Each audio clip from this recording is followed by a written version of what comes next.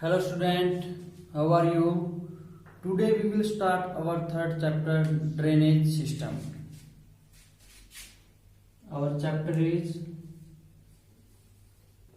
drainage system. What is meaning of drainage?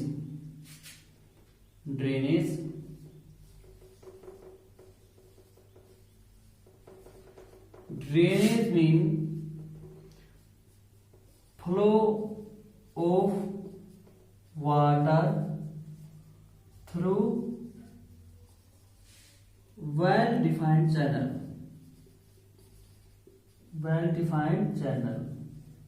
इसको हम बोलते हैं ड्रेनेज। और ड्रेनेज सिस्टम क्या होता है?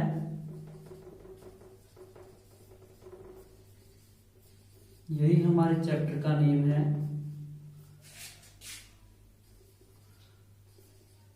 इन्हीं चैनलों के such channel network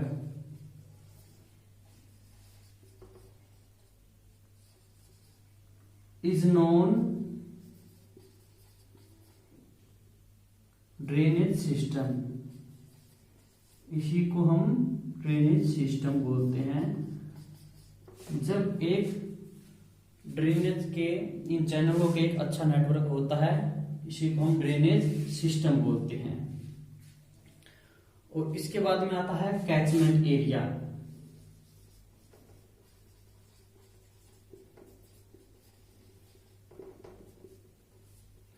A river drains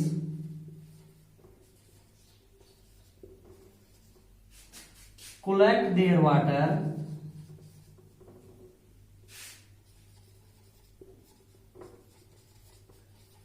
from a specific area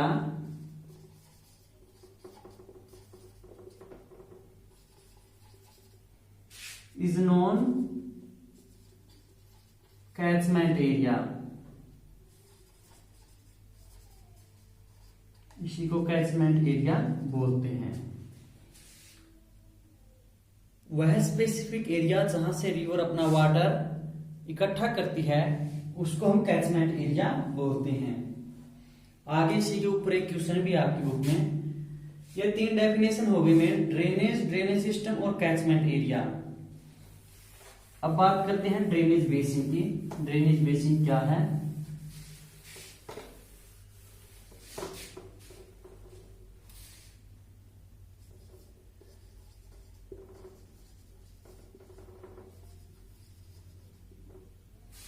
drainage basin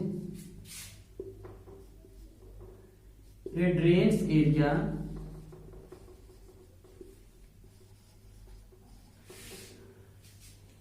drains area where river and its tributaries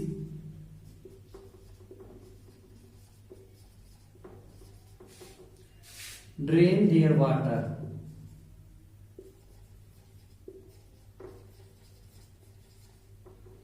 is known drain basin. और इसके बाद में है कैचमेंट एरिया आ गया। Water shade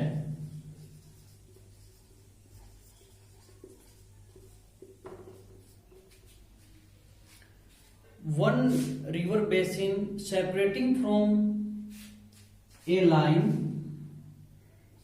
a river basin separating from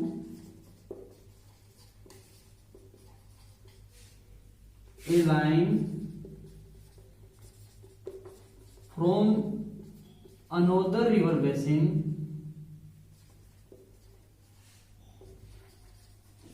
is known watershed।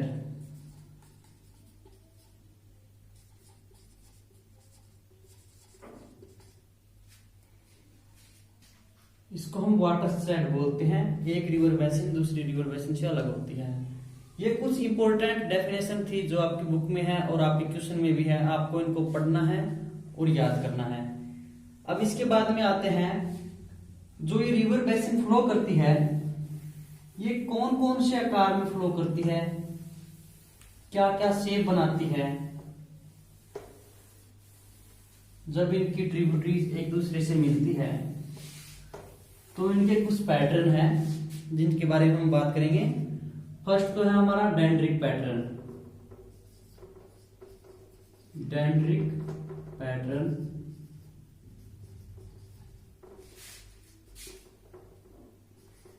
A river pattern, a river pattern resembling of all branches, resembling of all tree branches is known dendritic pattern.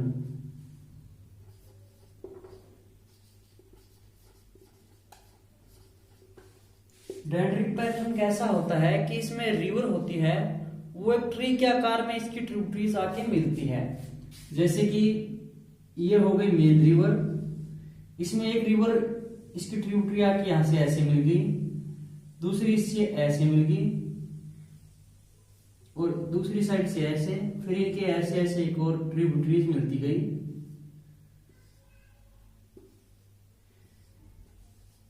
ये कैसे हो गया, ये tree के आकार के लगने लगा, जैसे इसमें ट्री की ब्रांचेस होती हैं। इसको बोलते हैं डेंड्रिक ड्रेनेज पैटर्न। कई पैटर्न होते हैं रिवर के, इनमें से एक है डेंड्रिक पैटर्न। ये है डेंड्रिक पैटर्न और ये कहां पे मिलता है, ये नॉर्थ इंडिया के नॉर्थ प्लेन रीजन में मिलता है। नॉर्थ इंडिया में नॉर्थ प्लेन में, जैसे हमारे गंगा रिवर है उसमें भी डेंड्रिक पैटर्न है, उसमें यमुना मिलती है, सोन, गंडक, कोसी, दोनों साइड से रिवर मिलती है, इनकी छोटे छोटे ट्रिब्यूटरीज होती हैं। डेंड्रिक के बाद में आता है second pattern, radial pattern. Radial pattern में क्या होता है, रिवर ओरिजिनेट होती है एक हिल्स पे, river originate from hills and flow in all direction. Hills पे ओरिजिनेट होती है रिवर्स और फॉलो करती है आल डायरेक्शन में। इसका बेस्ट एग्जांपल है अमरकंटक पे, अमरकंटक हिल्स पे। यहां से ओरिजिनेट होके नर्मदा वेस्ट की तरफ फ्लो करनी स्टार्ट कर देती है और सोन रिवर है वो गंगा में मिल जाती है, गंगा रिवर में। यह आ गई सोन, ये कौन सी बताई थी, नर्मदा, ये नर्मदा बताई थी, और ये आ गई दामोदर रिवर।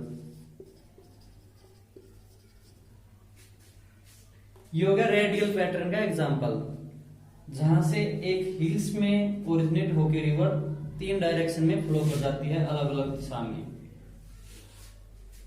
Radial pattern. इसके बाद में आता है ट्रीलिस पैटर्न।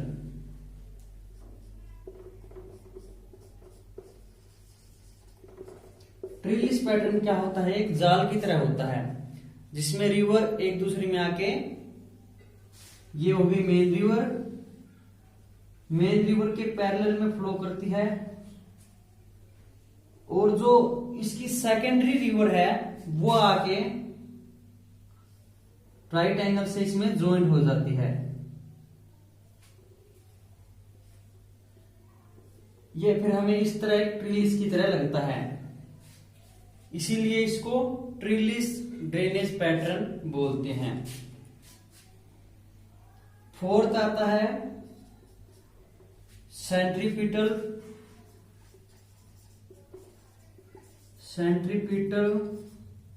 Drainage pattern.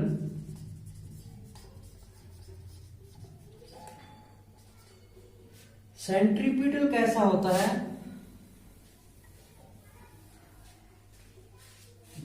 जब किसी लेक में, ये हो गई लेक, इस लेक में कई रिवरें अपना वाटर ड्रॉप करती हैं, तो इसको हम सेंट्रीपिटल ड्रेनेज पैटर्न बोलते हैं।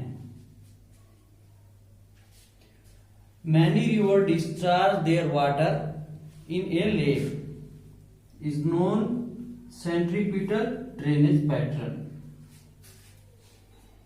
अब इसके बाद में हम बात करते हैं इंडियन ड्रेनेज सिस्टम की।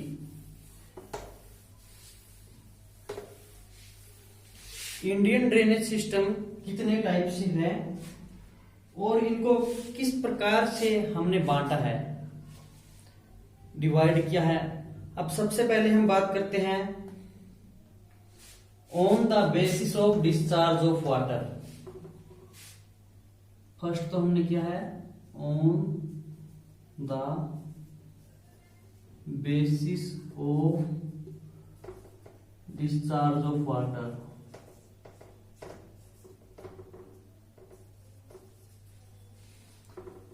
इसमें फर्स्ट है अरेबियन सी में,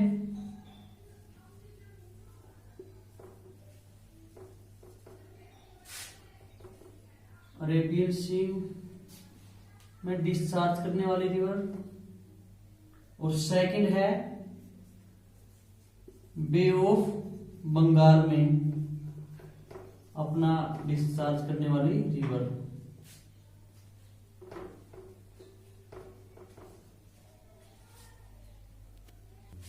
बे ऑफ बंगाल में जो अपना वाटर डिस्चार्ज करती हैं वो रिवर। बे ऑफ बंगाल में कौन सी रिवर है जो अपना वाटर डिस्चार्ज करती है? ये हमारी आ गई गंगा रिवर, ये है गंगा रिवर। ये इनकी ट्रिब्यूटरीज यमुना, घाघरा, गोमती, गंडक, सोन, दामोदर, और यहाँ पे है ब्रह्मपुत्र रिवर जो यहीं से राजस्थान से ओरिजिनेट होकर अरुणाचल प्रदेश से एंट्री करती है इंडिया में, और ये भी अपना बे ऑफ बंगाल में वाटर डिस्चार्ज करती है। इसके बाद में ब्राह्मणी, वैतरणी, गोदावरी, कृष्णा, कावेरी, और ये सभी प्रकार के जो रिवर हैं ये वाटर डिस्चार्ज करती है बे ऑफ बंगाल में।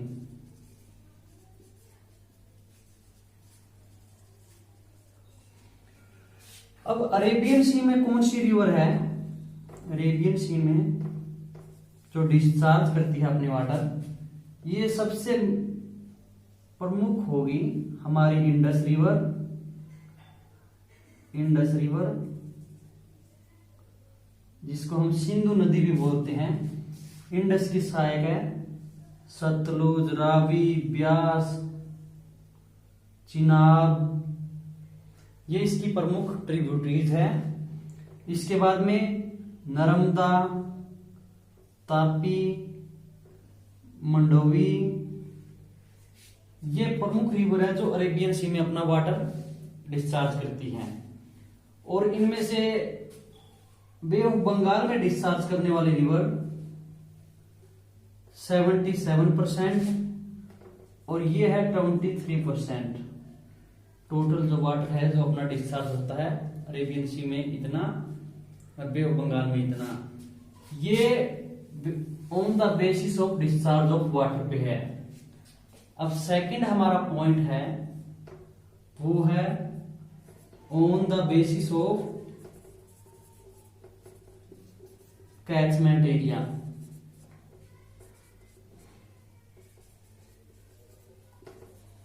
कैचमेंट एरिया के अकॉर्डिंगली हमने रिवर सिस्टम को 3 पार्ट में डिवाइड कर रखा है।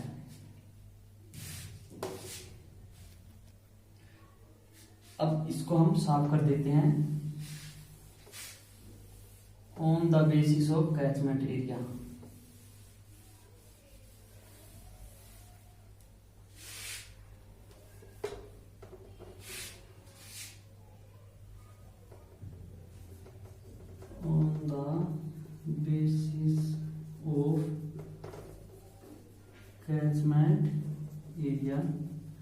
इसके अकॉर्डिंग हमने रिवर को 3 टाइप में डिवाइड कर रखा है।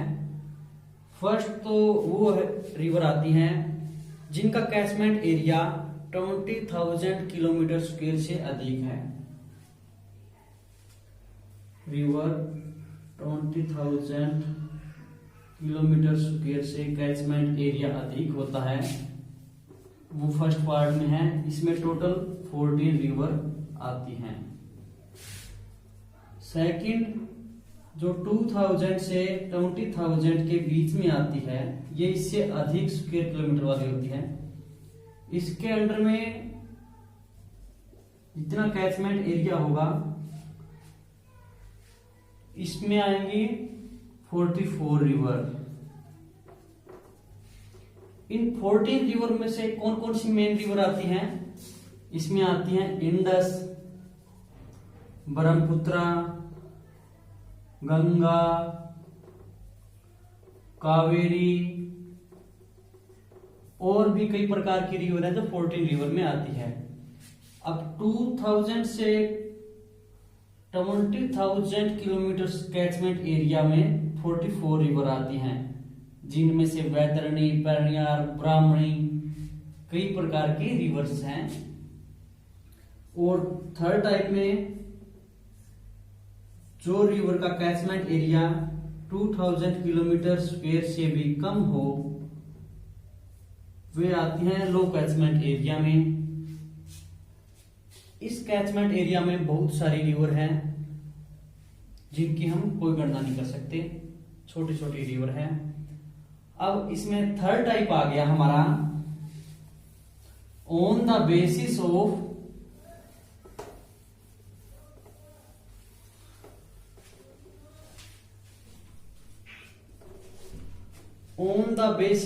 Originate of river. Third type में कौन सा आएगा हमारा? On the basis of river originate. इसमें हमारे आएंगे 2 टाइप। एक तो हिमालयन रीजन से जो रिवर ओरिजिनेट होती है, हिमालयन रिवर सिस्टम जो हिमालयन रीजन से ओरिजिनेट होती है, और सेकंड है पेनिनसुलर रिवर सिस्टम।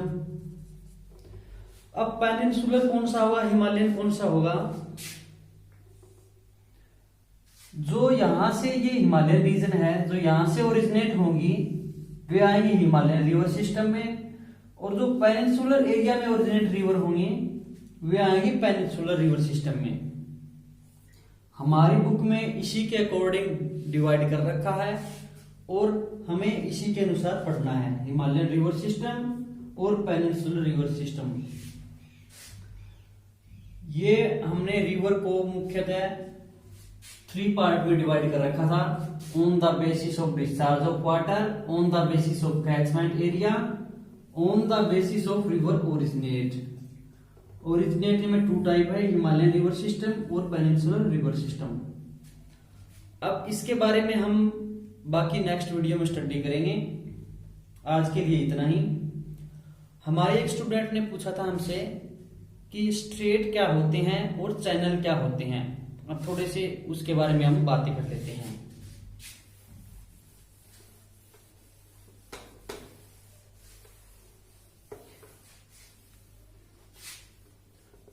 पाक स्ट्रेट और गल्फ ऑफ मन्नार, ये 2 थी जो हमें श्रीलंका से सेपरेट करती हैं।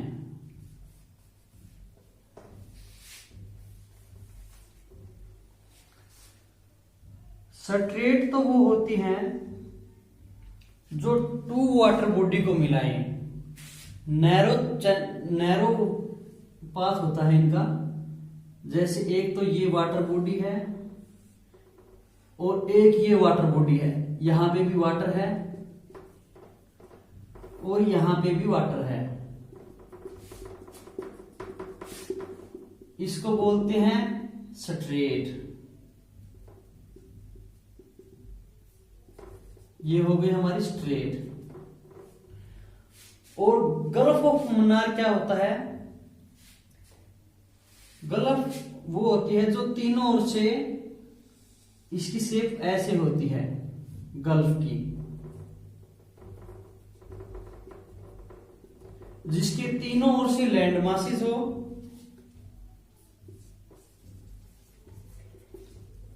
और बीच में वाटर बॉडी हो। ये सिर्फ ओशियन के किनारे होगा, इसको हम बोलेंगे गल्फ। तो ये यहां पे कैसे बने होंगे? यहां पे जैसे यहां पे श्रीलंका है, यहां पे कई और द्वीप हैं छोटे छोटे, जिनके कारण ये एरिया ऐसे हो गया। एक तो वाटर बॉडी होगी बे ऑफ बंगाल की, और यहां पे इंडियन ओशियन की। टू प्रकार की जो वाटर बॉडी मिलती है, तो इसी के कारण जब दो बिग वाटर बॉडी को मिलाए, उसी को बोलते हैं स्ट्रेट। इसीलिए इसका नाम हो गया पाक स्ट्रेट। पाक की स्पेलिंग ये होगी PAL की, पाक स्ट्रेट।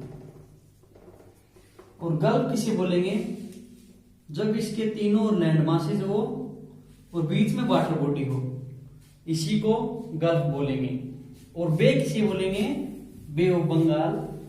आपने सुना होगा बे ऑफ बंगाल के बारे में, बार बार पढ़ते हैं। इसको बे क्यों बोलते हैं? यह हो गया इंडिया, इंडिया के बाद में बांग्लादेश, म्यांमार, और यहां पे म्यांमार से होते हुए इंडोनेशिया, इंडोनेशिया, जकार्ता, सुमात्रा, इसी को बोलते हैं वे। जब वाटर बॉडी बड़े लेवल पर लैंड से घिरी हुई हो, उसको बोलते हैं वे, बे ऑफ बंगाल। इसका नाम है बे ऑफ बंगाल। इसको बे बोलते हैं जब वाटर बॉडी तीनों ओर से लैंडमास से घिरी हो। ओके। और पेनिनसुला किसे बोलते हैं? पेनिनसुला इंडिया, ये है पेनिनसुला।